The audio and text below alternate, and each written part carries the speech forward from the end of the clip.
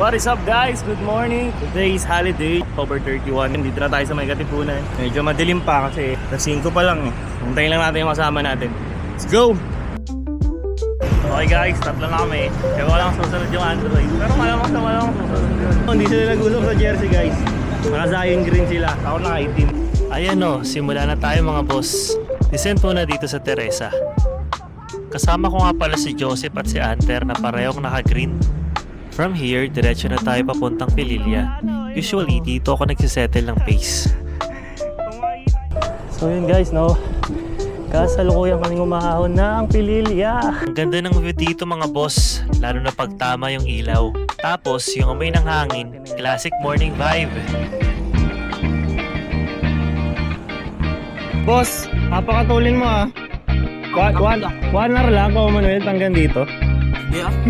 Motor? Nabutan kami ni Patrick bago magpapitak. Kaya after namin magbuko, lumusong na rin kami dito. Umuulan sa pupuntahan namin, aray ko! Pagkatapos ng lusong, mahabang patag muna. Chill lang, steady pedal. Time check guys, 9 AM. Pami. Punta namin ang Pami Laguna. Ayun na nga, papasok na tayo sa Pami Climb. Yung tipong dahan-dahan ka nang humihinga ng malalim, pero sige lang, ride lang ng ride. Guys, nandito ako sa Siniloan. Hindi nakita yung bundok na yan, Sierra Madre yan. Tsaka kami mamaya, pag ganun mo. Oo kami! Nakakabaliw na guys! Province life! Grabe yung 3 oras na ahon mga boss. Bawat liko, parang walang dulo. Minsan, mapatingin ka na lang sa langit. Bakit ko nga ba ito ginagawa? Pero sige lang, isa pa. Isang pedal pa. Pawis, init at tahimik na kalsada hanggang sa marating mo yung dulo. Grabe guys, sobrang init. Tignan nyo. Matunaw yung dairy milk. Ang natin kay Noli. Grabe oh, abandonado na guys yung pasalubong center. Ba't kaya, no? Comment down below nga kayo dyan kung bakit. Paglagpas ng pasalubong center, ayan na, lusong na. Ramdam mo agad yung hangin, parang gantimpala sa 3 oras na ahon kanina. Diretsong Real Quezon to. Relax na lang, enjoy natin yung biyahe. Pagod na ako guys. Ayaw ko na. Yun o. Ayan. Sa baba na tayo ng Real. Oh. Ang ganda ng background. Tingnan mo yung likuran mo pre. Guys, nasa Real na kami oh. Ayan yung dagat oh. Taktak tayo pre. Ngunit hindi pa natatapos doon ang ating biyahe. Sa katunayan, nasa kalagitnaan pa lang tayo. May mahaba-habang patag pa to bago tayo makarating sa bayan ng Infanta. Kaya steady lang mga boss, enjoy natin yung ride.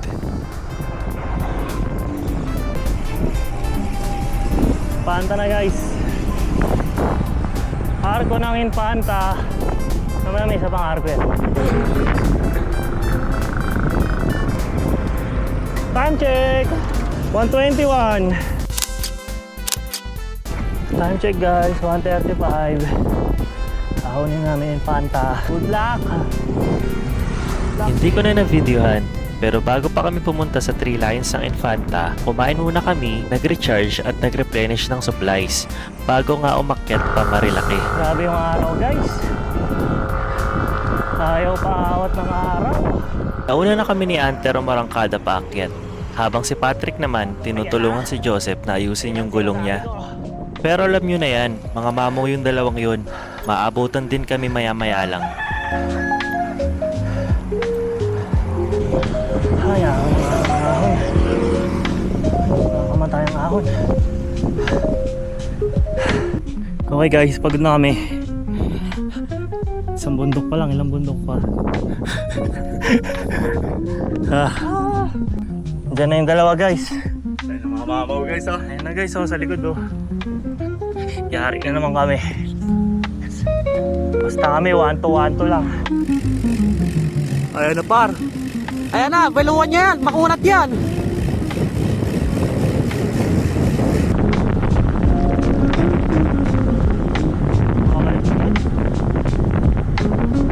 Pinalusan pa kami guys sa sahod. Kahit nakabaylo siya guys.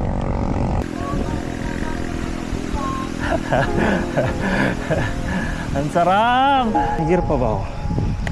Wala na akong gear? Baba mo, makakita ka pa. Wala.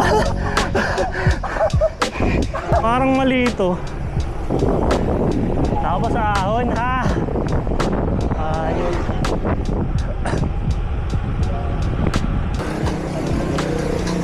Ang sarap guys oh.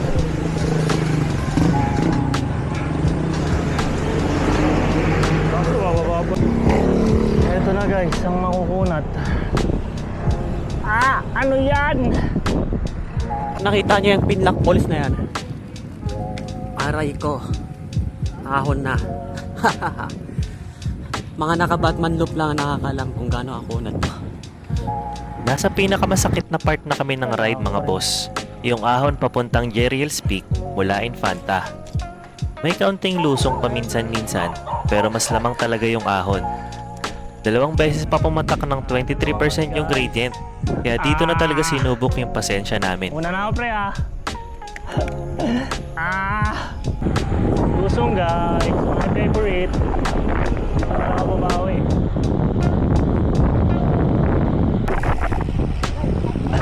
Gulay. Dito na yung part na gagapang kapaakyat. Pero sige lang, laban lang hanggang sa tuktok.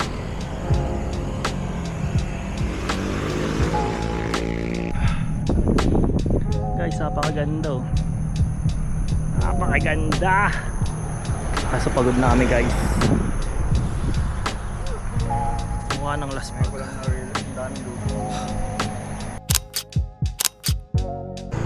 Yun guys oh. Jeriel's Peak na kami guys. Ganda dun oh. Ano? Guys, no? Ang tutulin nila, guys, 30 minutes yung yung breakaway nila. Santa Maria, 29 km pa. Ang ganda guys, oh, ha? Dito lang yan, sa Infanta. Pero ayoko na umulit. Nagpahinga muna kami dito mga boss bago tuluyong lumusong pa Santa Maria Laguna. Pasadong alas 5 na rin to nung naisipan namin magpahinga. Biyahe namin mula Sumulong hanggang Jeriel's Peak walang madali. Puro ahon, pawis at hangin ng bundok. Sabi nga ni Hemingway, it is good to have an end to journey toward, but it is the journey that matters in the end. Kaya kahit pagod, sulit pa rin. Sa ganitong mga biyahe mo marirealize na minsan yung pahinga, bahagi rin ng pag-abante. Kami sa Baguio. Ilaw mo? Wow! Sabi guys, oh, usapan, tak-tak lang. Ano yan? Ba't may hamog? Ginabi pa. Shoutout nga pala sa mama ko. Sabi ko, Infanta ako. Huwag daw ako papagabi. Paano kaya yun? Umagain na lang siguro. Hey, grabe ang dilim. Inabutan na kami ng dilim. Halos imposible talagang hindi ka abutin ng gabi sa rutang may 244 kilometers at 3,700 meters of elevation. Parang panatan na natin yan. Iba yung pakiramdam pag sa Marilaki ka bumababa sa gabi. Madilim, tahimik, at tanging ilaw lang ng mga kasabay mong sasakyan ang nagsisilbing gabay sa daan. 4 na ahon na lang bago matapos itong reverse Batman loop, yung Regina Rica, Martesem, Devil's Corner at ang Boso Boso. Madilim, malamig pero pagpapawisan ka pa rin sa pag-ahon. Pero ganun talaga, sa bawat pedal, may lakas kang nababawi at tapang na marirealize. Dito, mapapatunayan mong hindi lang katawan ang lumalakas, pati loob mo. What is up guys? Mag-aalas 10 na. So, dito na kami sa Boso Boso Trail. Boso yan, dito kami kumain. Iwan na kami ni Patrick guys. Pauwi na siya kami dito pa. Pagkatapos magpahinga sa Boso Boso, lumusong na kami Pamasinan. Doon na rin kami naghiwa-hiwalay. Time check! 10:37. Sinag na kami guys. Dito na lang guys. Dito ko lang tatapusin yung vlog. Sana may natutunan ka sa vlog ko na ito. Maraming salamat sa iyong panonood. Hanggang dito na lang.